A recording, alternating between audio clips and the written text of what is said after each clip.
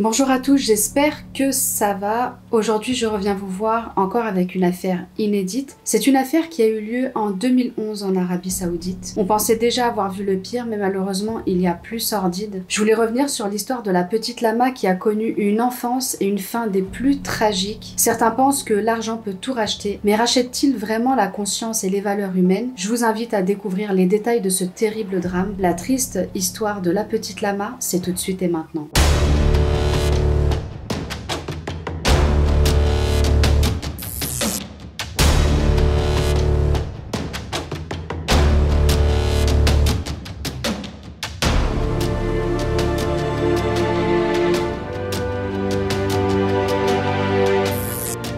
Fayan El Gamdi est au moment des faits considéré par certains comme un prédicateur saoudien. Il vit au moment du drame à Riyad, qui est la capitale et le principal centre financier d'Arabie Saoudite. Nous savons qu'il exerce la profession de thanatopracteur, donc en clair il lave les morts. Fayan El Gamdi a apparemment eu une vie et une enfance assez compliquées. Alors il expliquera qu'il était souvent maltraité, qu'il était, quand il était mineur, il était souvent enfermé dans sa chambre, qu'il n'avait pas le droit d'avoir des amis, il n'avait pas l'autorisation de sortir. Il n'avait pas vraiment de lien social avec les gens extérieurs. Il raconte par exemple qu'il n'a pas pu étudier non plus. Donc là, on comprend que Fayan El Gamdi vivait quand même dans une famille assez dysfonctionnelle et ses conditions de vie l'ont poussé petit à petit à consommer de la drogue. Et donc, à l'adolescence, il a fini par tomber dans une vie chaotique, donc dans une vie de toxicomanie. Mais malgré cette situation très difficile et instable, il poursuit sa vie tranquillement et peu à peu, il arrive à se défaire de cette dépendance à la notamment en se tournant vers la religion et en commençant à la pratiquer. À force de pratiquer et de raconter un peu aux gens son passé et donc d'où il vient et donc un peu faire connaître toutes les difficultés qu'il a pu rencontrer à l'adolescence, il finit petit à petit à se faire remarquer et par la suite à être contacté pour qu'il vienne raconter tout son parcours sur des émissions de télé. Et donc bien sûr le but c'est aussi qu'il donne des conseils et qu'il donne de l'espoir aux jeunes qui seraient potentiellement touchés par la. Bien sûr, toutes ces apparitions télévisuelles le rendent petit à petit connu à travers le pays. Donc Fayan El Gamdi qui commence petit à petit à se faire connaître et donc il est demandé de plus en plus sur les plateaux télé. Un jour, lors d'une émission, il tient un discours assez inquiétant puisque ce jour-là, il va parler du voile intégral, mais pas le voile intégral comme on a l'habitude de l'entendre, c'est-à-dire le voile qui concerne la jeune fille ou la femme adulte. Là, ce jour-là, il prône le voile intégral, mais concernant les bébés, les nourrissons de sexe féminin. Donc à ce moment-là, il montre une facette de sa personnalité que jusque-là les gens n'avaient pas perçue. Il explique que le bébé fille, le bébé de sexe féminin, doit porter le voile, doit se couvrir pour se préserver. Donc j'ai trouvé ça ahurissant comme discours et bon, même si ça a choqué quand même la population, ça avait pas l'air de choquer son interlocuteur. Donc il continuait quand même à être invité sur les plateaux télé et à tenir ce genre de propos quoi. Donc c'est quand même assez déstabilisant.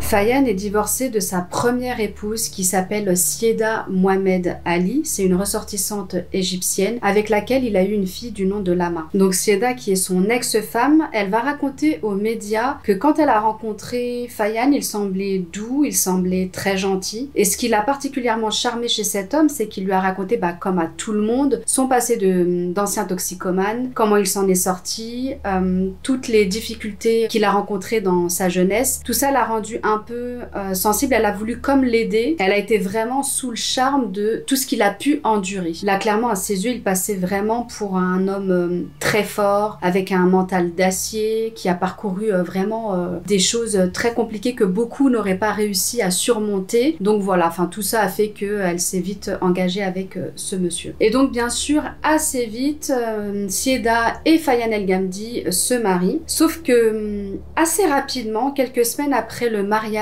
Fayan commence à montrer un autre visage. Il commence à devenir une autre personne. Là, elle explique qu'il a totalement changé de comportement. Il a commencé à devenir vulgaire. Il a commencé à devenir violent. Elle a expliqué qu'il a même battu plusieurs fois. Et pire encore, il a carrément une fois agressé avec un couteau. Donc aussi, elle va déclarer qu'il ne payait pas les courses. Il ne participait pas aux frais du foyer. Il ne participait pas non plus aux tâches ménagères. Il ne faisait absolument rien. Il ne faisait que crier, fait que de la battre, que de l'insulter. Alors Sieda, elle va aussi venir à ajouter que Fayan El Gamdi se faisait passer pour un bon pratiquant sur les plateaux télé. Il disait clairement que c'est la religion qui l'a fait sortir un peu de sa vie chaotique, qu'il a commencé à la pratiquer comme il fallait, etc.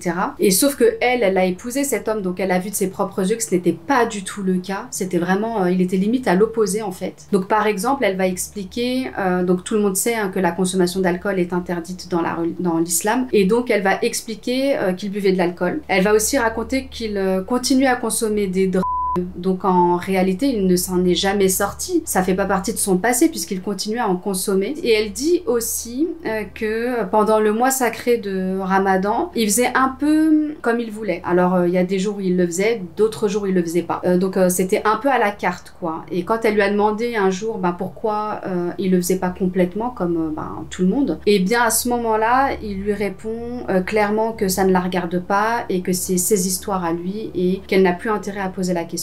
Donc Sieda, elle va supporter malheureusement cette situation pendant quelques temps, puis un jour elle en a marre. Alors qu'elle est enceinte de Lama, elle demande le divorce. Le divorce est prononcé quelques mois après par une ordonnance du tribunal. Sieda obtient la garde exclusive de sa fille jusqu'à l'âge de 7 ans de la petite, et à partir de 7-8 ans, donc le père peut obtenir la garde alternée. Mais bon, malgré que la justice lui accorde ce droit de garde exclusive, Sieda, elle voulait pas profiter de ça, donc elle avait quand même trouvé un accord avec son ex-mari pour qu'il puisse garder de temps en temps la petite et donc continuer à la voir. Pour elle, c'était très important pour l'équilibre de l'enfant qu'elle garde, enfin que sa petite fille garde un lien avec son père. Par contre, elle reconnaît que le père, donc son ex-mari, n'avait pas l'air de se soucier plus que ça de sa fille. D'ailleurs, il n'avait pris sa fille que 4 fois depuis le prononcé du divorce en 2006. Mais Sieda, elle va quand même expliquer qu'il était très bizarre quand il prenait la petite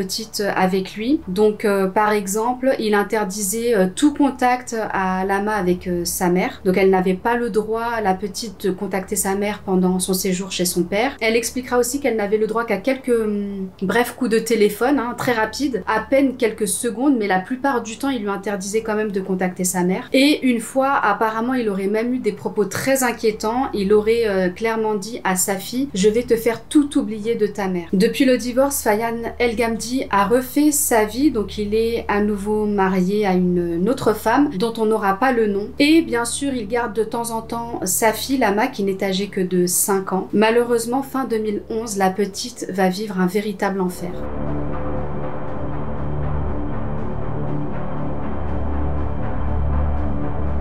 En effet, Lama subit de multiples violences, des abus, des tortures de la part de son propre père et sous les yeux de sa belle-mère qui n'agit même pas. Elle interfère même pas pour défendre la petite qui n'a pour rappel que 5 ans. Donc c'est une enfant, elle est sans défense, elle ne peut pas fuir. C'est vraiment dramatique comme situation. Le 25 décembre 2011, la petite fille est hospitalisée à l'hôpital Shamsi situé à Riyad pour des graves blessures et des brûlures sur tout le corps. À son admission à l'hôpital, les médecins ont dressé un rapport médical de l'état de santé de la petite totalement accablant et dramatique. Une employée de l'hôpital qui s'appelle Randa Kaleb a déclaré justement que la petite fille a subi vraiment des violences atroces. Elle a été torturée avec des câbles électriques. Elle a été aussi battue à l'aide d'une canne. Elle avait bien sûr des contusions et des bleus partout sur tout le corps. Elle avait aussi une hémorragie interne, donc ils ont aperçu que son crâne était presque fracassé. Donc elle recevait visiblement des coups très violents à la tête. Elle avait des côtes cassées, elle avait le bras gauche complètement cassé, elle avait un ongle arraché, elle avait aussi le dos brisé et il a aussi été relevé qu'elle avait carrément le rectum qui était brûlé.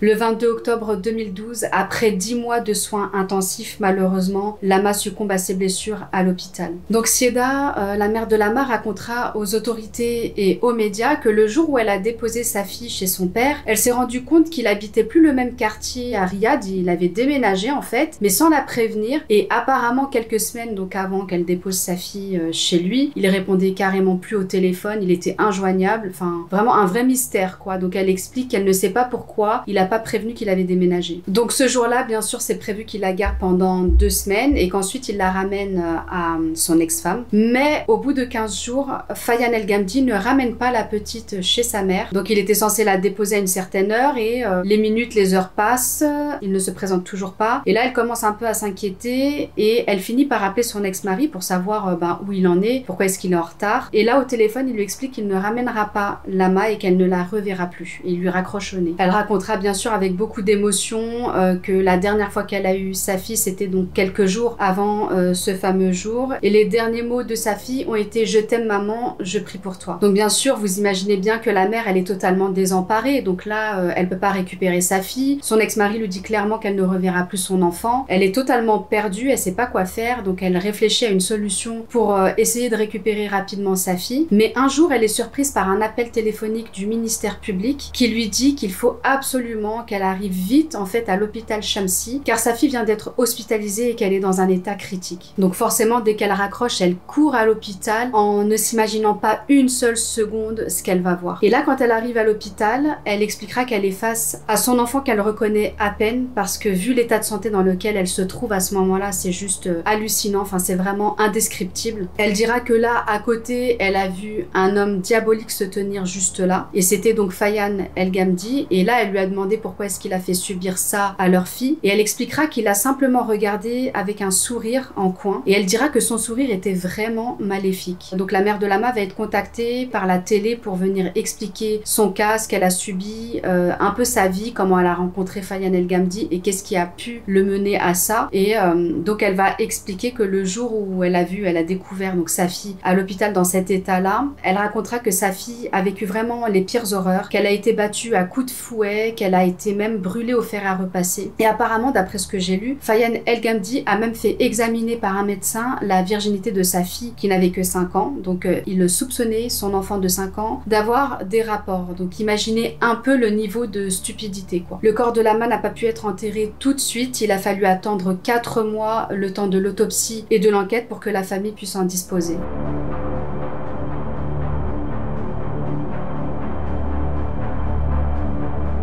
En novembre 2012, donc un mois après le décès de Lama, Fayan El Gamdi a été arrêté. Il a reconnu être responsable de la mort de sa fille et il a donc été mis en détention provisoire le temps de son procès. Mais le 26 janvier 2013, après 2 mois et demi d'emprisonnement, une décision surprenante tombe. En effet, le juge a considéré que Fayan El Gamdi pouvait être libéré s'il payait le prix du sang. Il a donc payé la somme de 200 000 rials à la mère de Lama, ce qui équivaut à peu près à 40 000 € pour compenser la perte de sa fille. Le juge a en effet considéré que la peine de quelques mois de prison et la peine d'amende constituent une peine suffisante et que en fait la perte de l'enfant constitue en soi déjà une punition suffisante pour le père. Mais en réalité, je comprends pas trop l'analyse en fait du juge puisque la perte de l'enfant c'est lui qui l'a provoqué. Donc je vois pas en quoi ce serait une peine suffisante pour le père. Enfin c'est lui qui a cherché à tuer sa fille, c'est lui qui a tué sa fille. Je comprends pas trop quand il explique que c'est une punition pour le père. Enfin dites-moi si vous comprenez quelque chose, mais en tout cas j'ai pas du tout saisi l'analyse là. D'après ce que j'ai lu, la mère de Lama a refusé au départ le prix du sang. Elle voulait que son ex-mari soit condamné à la peine capitale. Vous comprendrez par la suite, je vous expliquerai par la suite pourquoi la peine capitale elle peut pas être prononcée à son encontre. Mais elle a aussi surtout expliqué qu'elle avait besoin de cet argent là parce qu'elle a encore 3 enfants à sa charge qu'elle a eu de son précédent mariage. Elle a aussi des dépenses qui sont liées aux frais de la maison et donc elle a aussi d'autres projets qui allaient bientôt arriver et donc elle avait besoin de cet argent-là pour subvenir à tout ça. Bien sûr, le fait d'avoir libéré quand même Fayan El Gamdi qui a commis un acte ignoble, ça a choqué toute la population. Tout le monde s'est indigné de cette justice. Tout le monde a dit qu'il ne devait pas ressortir, qu'il devait payer pour ce qu'il a fait. La condamnation a été évidemment jugée trop clémente, notamment les activistes du mouvement Women to Drive au regard de l'atrocité de l'acte. Alors juste avant, je vous expliquais que dans ce cas-là, dans le cas de Fayan El Gamdi, il ne pouvait pas être condamné à la peine de mort comme ce que voulait à la base son ex-femme parce que en Arabie Saoudite à cette époque-là en tout cas le père, donc un père qui tue son enfant ou sa femme, il ne peut pas être condamné à la peine de mort parce que la femme et l'enfant sont considérés comme sa propriété. Il peut simplement être condamné à une peine de prison pouvant aller de 5 à 12 ans et à une peine d'amende, donc à une amende qu'on appelle le prix du sang mais appelée plus communément la diya en Arabie Saoudite. Mais par contre quelqu'un qui commet un meurtre sur un inconnu ou sur un autre membre de la famille, là là, il est condamné à la peine de mort. Qu'est-ce que le prix du sang ou bien la dia? En réalité, c'est une indemnité que le coupable donne à la famille de la victime en réparation du préjudice subi suite au meurtre qu'il a commis. Et bien sûr, le versement de cette indemnité éteint toute procédure judiciaire. Il n'y a pas de procès, il n'y a pas de condamnation. En général, un peu de prison, mais pas forcément. Mais en tout cas, il n'y a pas de procès. Autre information surprenante que j'ai lue, c'est que le prix du sang n'est pas le même si si la victime est un garçon. Si c'est un garçon, la somme, elle est doublée. Là, dans le cas clairement de Lama, si ça avait été un garçon, elle aurait pas eu simplement les 40 000 €, elle aurait eu plus. Cette malheureuse histoire a eu des conséquences bénéfiques sur la protection des femmes et des enfants dans le pays à ce moment-là.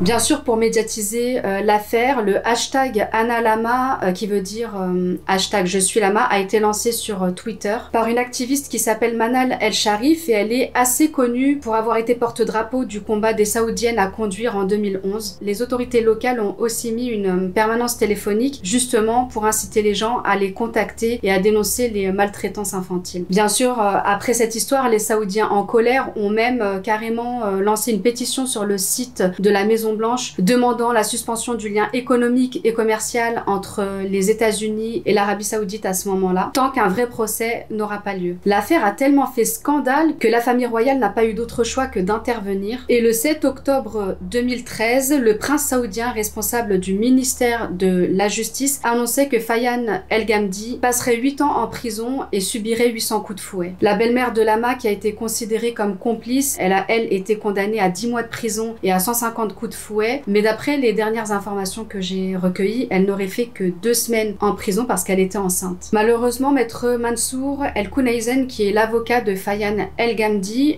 fait appel de sa condamnation et la peine a été réduite puisque l'accusation d'abus et d'homicide involontaire ont totalement été abandonnées. Et donc à la place, le tribunal n'a pris en considération dans sa décision que l'accusation de discipline excessive ayant entraîné la mort. Donc en d'autres termes, le tribunal a simplement considéré que c'est suite à une petite correction un peu excessive que Lama a perdu la vie. Et donc la peine de Fayan El Gamdi a été réduite à 4 ans, mais suite à une nouvelle contestation, elle a été encore plus réduite à 3 ans seulement. Bien sûr, cette triste histoire a été à l'origine d'une avancée majeure en Arabie Saoudite. Le pays a même lancé sa première campagne de protection des femmes et des enfants dans tout le pays, avec une image et un slogan choc, et ce, afin de les inciter à déposer plainte contre leurs agresseurs. On peut lire sur l'affiche en écriture arabe: certaines choses ne peuvent être dissimulées, luttons ensemble contre la maltraitance. Le 26 août 2013, une nouvelle loi est d'ailleurs entrée en vigueur en Arabie Saoudite. C'est une loi qui interdit toute violence contre les femmes et les enfants. Ce texte de loi prévoit des sanctions à l'encontre des violences physiques, psychologiques et sexuelles, que ce soit des violences faites au sein du domicile conjugal ou bien au travail ou bien même à l'extérieur. Et le coupable de ces violences encourt une peine de prison pouvant aller jusqu'à 1 an et une amende pouvant aller jusqu'à 13 000 $. Par ailleurs, une autre information importante a été donnée suite à cette histoire qui a été, comme je vous le disais tout à l'heure, très médiatisée en Arabie Saoudite. Le ministère des Affaires islamiques a pris la parole et il a déclaré que ce fameux Fayan El Gamdi n'était pas du tout dans leur liste officielle des prédicateurs islamiques et que donc sa parole religieuse n'a absolument aucune valeur. Bien qu'il soit passé à la télé plusieurs fois, ça n'a aucune valeur. Il a clairement déclaré que le crime qu'il a commis est totalement abject et c'est contraire aux préceptes islamiques. Cette vidéo touche déjà à sa fin. Un grand merci à vous pour ceux qui ont visionné jusqu'au bout. Avant de quitter cette vidéo, je vous laisse faire ce qu'il faut juste en bas. Moi, je vous souhaite une agréable journée et je vous dis à la semaine prochaine pour une nouvelle vidéo.